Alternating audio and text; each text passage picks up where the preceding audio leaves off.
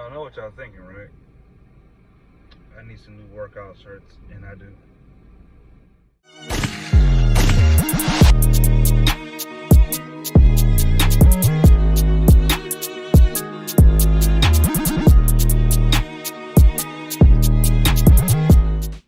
What's good, YouTube? Welcome back to the channel, man. Getting ready to go work out in a little bit, but I had a little time. I'm not in no rush to bum rush the gym, so I'm gonna sit here and talk. This is gonna be a little bit off of what I usually do, but it's something that's relevant.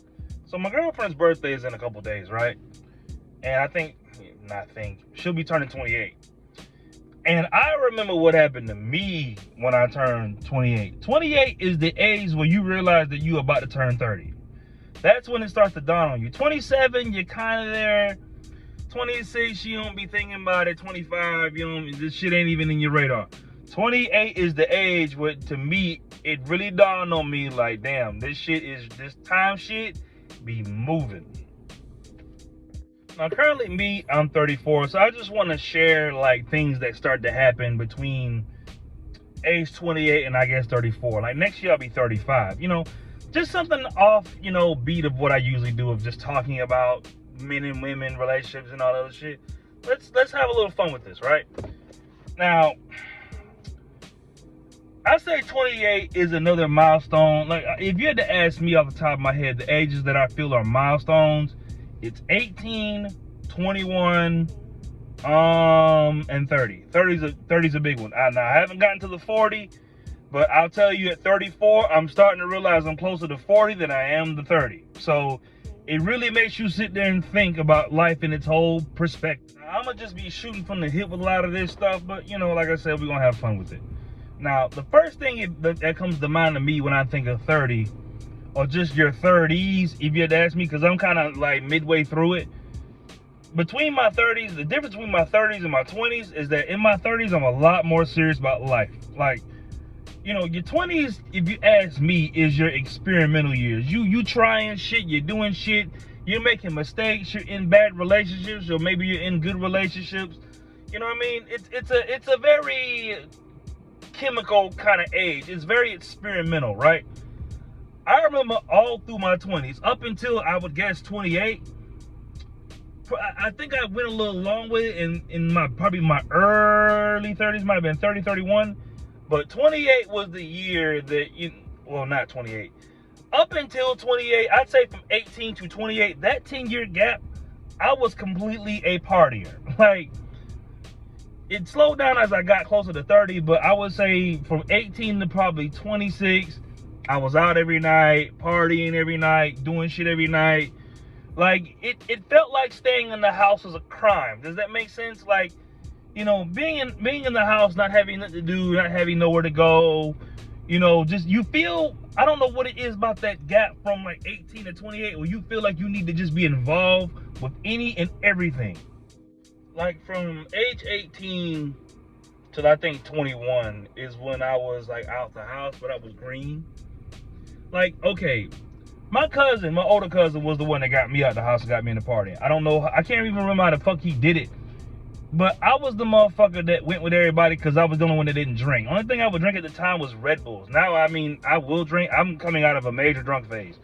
But at 18 to 21-ish, and even past that a little bit, but I'd say 18 to 21, that was my getting introduced to designated driving days and shit. We would go to the club and hang out and party and everything, and we would pretty much everybody would pretty much get fucked up and drunk. Most motherfuckers drink before 21. I didn't start drinking until I was 28. I never cared for alcohol. I grew up around it. My dad was a major alcoholic, so I was always turned off from it. But 18 to 21 was the age I was on some type of shit. I was always designated driving, wanting to just, I didn't want to drive because I'm not the driver that I was now. If you'd have asked me to drive 2 hours somewhere now, I can do 2 hours standing on my head. But 18, driving 2 hours to a club and then driving back 2 hours at the party and then that same club for 3 hours, and I mean sweating, partying, felt like a fucking death sentence. And then 18 to 21 is like your weird phase with girls. Like, it's like pre-corny, I guess is the way I would say it. Like, you don't know women very well at this age. So you're throwing anything at the wall and seeing what sticks. Meaning, like, you're trying to talk to girls. I mean, and if you're a girl, guys are just coming at you like a motherfucker because you're in the height of, like, you know, your physical attraction from like 18 to 21. And I mean, even past like 25, but 18 to 21, you are in your physical prime. So men are coming at you left and right, and you getting so much attention that you don't know what to do with it. Meaning, like, you might like this guy here, but you like this guy here, you want to date them both. And if a third dude come along that you like, you're going to date him too. You know what I mean? You kind of throw caution to the wind from 18 to 21. We were in place, like, okay, me and my sister, we'd be 5, 6, 7 counties over, and my mom would have no idea where the fuck we were at. Like, she would go to sleep early, so like my cousins would come get us. We just, you know, we'd end up driving there and all this other shit. I mean, and this the time like nobody had cars. Like, my cousin was the only one that had the car. My older cousin was really big brother of the group. Like, it's him, then Chris is younger than me, I'm older than Chris, and Dacia's the youngest. That was the party crew. And then my homeboy Huggy, but you know, on occasion when he did go or when he didn't go. And then at this time, we were getting into a lot of fights. Oh my God, we got into fights like a motherfucker. 18 to 21, I stayed getting people kicked out the club. Like, just off the strength of fighting. Like, it wouldn't even be, it would be so, like, the party environment that I would be in would be so erratic. Like, that I'm trying to figure out a way to word it. The party environment that we would be in would be so crazy and erratic that you would have a problem with the dude that didn't even actually do anything to you. But yeah, 18 to 21 is like a significant gap. Now, if you had to ask me, the next one would be 21 to 25. No, 21 to, I say, 26 is the next spread gap. Now, if you ask me, 21 to 26, that's your I'm grown era. Like, you get a car. Like, you might not have your apartment, but you at least got a way around. If you don't have a way around, your friends got cars. Everybody in my group at this time had vehicles. Like, whether they would be busted up box Chevys or just back in Georgia, this was the time in our lives where everybody was trying to fix up the box Chevy to put rims on it. And that was the biggest lie every one of us told. Them car parts cost too much.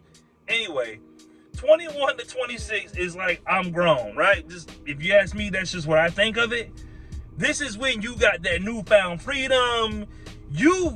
Oh my God, I was at the height of my disrespect at 21 to 22. But as I got older, I kind of got out of it. This is the time of my life where I cuss around my mom the most. Like, that when I first came back with my first deployment, when I was going overseas, and you know, I had just gotten in the Navy at this time. Like, I'm getting like paychecks on the regular, and with the military paycheck, you just go to work, and this shit's just, you getting a steady paycheck, so you got steady money now. From 18 to 21, we would go from like county to county to county off of like probably $70 between 4 niggas and 1 girl. You know what I mean? When you're 21, you got money and a car and a whole lot of energy to do shit with. Meaning, like, 18 to 21. 21 to 26. You don't got your shit together, but you got your shit together. This is when you start fucking with credit. like if you got any sort of credit, you fucking up your credit at this point. Like, that's when you learn that you can, like, oh my God, the military was the worst. Like, I fucked up so much of my credit in the military, like, just doing dumb shit. Like, because in the military, being in the Navy was like its own credit within itself. So if all you had to do was tell motherfuckers that you were in the military, and they just gave you shit. Like, so, I mean, let's see, 21 to 27, I moved to Florida. Florida is not no place for no fucking older couple. Like, it's a place for older couple that got money. It's a place for everybody when you really think about it. But Florida, the state of Florida itself is a party state. Like, you got like 10 months of good weather, you got 2 months of cold, it's beaches all over the place, girls all over the place, and if you're a woman, guys all over the place. There's a party here, motherfuckers coming to do concerts. 21 to about 27, I was always in some shit. This was my strip club era. Like, well, I just, you know, lived and died by strip club. I had done been married, got divorced, like, and then this is the area, time of your life where shit hits you the hardest. Like, when you suffer a heartbreak when you in your 20s, that shit feel like you got hit in the face with a brick. Not to be funny. Nah, but in all seriousness, right? This is the time of your life where, like, you having the most fun. This is like this is like your fast life era. Like, you know, jet life. My baby mom used to always say jet life because the motherfucker never wanted to stay in the house. You listen, this is what motherfuckers do they biggest fucking up from 21 till about 27. Like, you make your biggest mistakes. If you ain't had no kid by now, you're going to have one soon. Like, if you ain't had no kid at 16, 17, leading up to 18, if you ain't get pregnant in high school, 21 to 27 is when you're going to have one. Chances are, this is where most people fall into, like, knocking somebody up or getting knocked up, right? But no, 21 to 27, that whole, oh my God. I was such a moody bitch at this time. When I look back at the person I was when I was 27, 28, well, not 28, just 27 to 20, well, 21 to, I keep fucking these numbers up. 21 to 27, I was moody. God, I hated myself. A motherfucker would say something, I would get offended, and it will fuck my entire day up because I took everything literal at this time, right? I could make jokes, but I couldn't take jokes. Now I can dish that shit. Motherfuckers say some shit about me, I wouldn't give a fuck. But that's just what your 30s do. But at this point, I'm taking, and then this is the part of your life where the shit women say hits you the hardest. Like, if a girl tells you that you can't have sex good, or if your sex is trash, you take that shit literal. Like, instead of just understanding that you and her may not have been compatible. You know what I mean? The shit that happens from 21 to 27, everything's a big deal. Like, you can't even help it, like, because you haven't experienced no heartbreak or nothing really happened to you fucked up. Like, when I was 18 to 21, I was just living fast. I didn't give a fuck about what was going on. And you wasn't trying to really commit to nobody, so nothing really affected you. But 21 to 27 is when you try to find your first love. You might fall out with the motherfucker. You might get the wrong girl pregnant. You might get pregnant by the wrong guy. Like, that's why I call it the experimental phase, because you damn near can't control yourself from 21 to 27, right? 21 to 27, you really are just, your whole entire life is in the wind. Now, let's talk about 28 to 30. 28, 29, I want to say a couple months before your 30th birthday, that to me, I call that the danger zone. Because when you're 21, 30 feels like years away. You feel like you'll never turn 30. You making jokes on other 30-year-olds at 21 and 20, at 19 and 20. Because you feel like you'll never turn 30. Like, it's not a reality for you.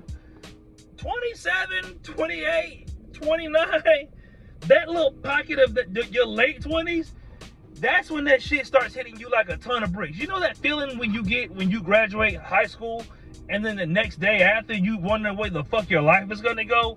That starts to sink in again at 28. You start to be like, damn, this shit really getting real. I remember having that exact feeling when I turned 28.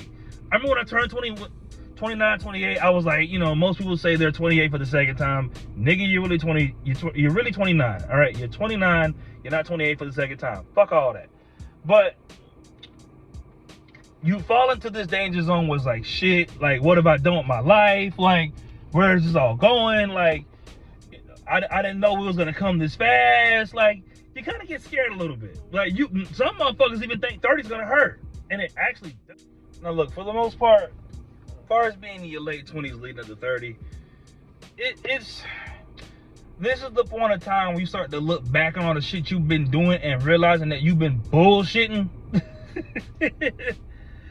You know, but I will say this is what I would say 27, 29, around that area, and up until 30, that's when you start to find yourself a little bit. You start to, like, plant yourself in who you are. This was, personally for me, this is when the advice shit really kicked in. Because I was always giving advice here and there since I've been younger. I've always been dishing out advice. That's been my entire life.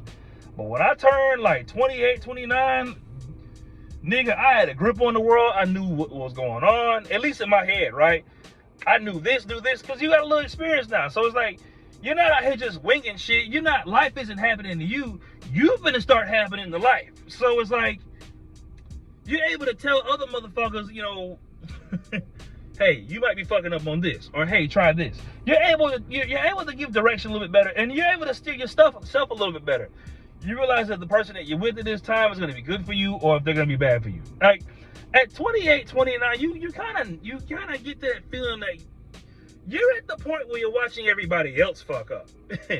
And that's an interesting thing, because it's like, it makes you be like, damn, I'm kind of glad I lived through it, excuse me, to where I can, I'm able to tell other people about what's going on so they don't make the same mistake. But the problem with that is, your average 21-year-old ain't listening to shit. Here we are. You finally reached the top of the mountain. It's been a long journey. You've been alive. You've been through it. You've survived. You've dealt with wars. You've lived. You have your purple badge of honor. And then you wake up on your 30th birthday and you realize this shit ain't that big a deal. Like, 30, when you reach 30, I would say 30, it's a milestone, but it's not as big as a milestone as you think it is. Like 20s feel like a build up until 30, and then when you wake up in your 30, it's like, all right. At least that's how it was for me. Like for one, I was like, damn, I'm really 30. But after a while, I was like, yeah, that's what's supposed to happen, nigga. Like, you, personally for me, I didn't think I was gonna live this long. Like, I'm currently 34. I didn't think I was gonna be alive this long. And I'm basing that off how I was living from 21 to about 27. Because I was in shit, always dealing with shit, fighting motherfuckers, all this bullshit. And you get to thinking like, this shit gonna catch up with you at some point. And then you reach 30 and it's like, like, it don't be that deep. It don't be what you think it is. I don't know. It's like, it's low-key a letdown. At least it was for me. I was like, And then personally for me, I ended up getting my arm broken on my 30th birthday. Well, before it, just tired. 30 was the age I got to the point where I got tired of dealing with my child's mother and her family. After that whole me getting sucker punched and dude breaking my arm shit and all this other shit, motherfuckers not wanting to fight me straight up. This was the point for me. I was like, whatever the fuck it is, I gotta break away from this girl and her family. Because even when I got divorced, the divorce didn't stop shit. We kept dealing with each other. But like when I reached 30 and after that shit happened with my arm, I was like, nah, whatever I wouldn't say I devised the plan, but you know, you start taking yourself more serious. If you in some bullshit or you dealing with a motherfucker that's full of shit at 30, and you are aware of it, at some point you're gonna get to a point where you're like, you know what, fuck this motherfucker and all of they bullshit. I'm not even talking about her, I'm talking about people. That's the one that, if you ask me about favorite thing about being in your 30s, is that you don't give a fuck about none of that shit about life. Like, maybe it's different for a woman, but what I'm saying for me, if I was able to plant my feet in my character and who the fuck I was firmly, and I didn't give a fuck who, around 30, 31, that's when I started arguing with motherfuckers, because it wasn't like I had to second guess anything. I knew. Now let's take it from 30 to like where I'm at now, 31, right? Just my personal take on 30. 31, I didn't notice it. 32, I didn't notice it. 33, I didn't really notice it. 34, it's kind of like, I'm getting to my mid-30s. Like, it's kind of that same thing you go through when you're in your late 20s, but it doesn't hurt as much because you've survived everything up until this point. Me personally, being 34, it's like, all right, cool. Like, I feel more grateful to be alive at this point. I've turned down I wouldn't say turned down. I've turned down the aggression behind my advice, and at the same time, I've turned it up. Meaning, like, if I said something and you don't like it or it offends you, if you're not smart enough to have a dialogue with me, eat a dick, because I don't care. Like, and I'm not saying that kind of I don't care where I want to get violent with you, where I want to fight you. What I'm saying is, I said what I said, I meant what I said, and I know by what I meant by what I said, and I'm not going to keep repeating it to make you feel better.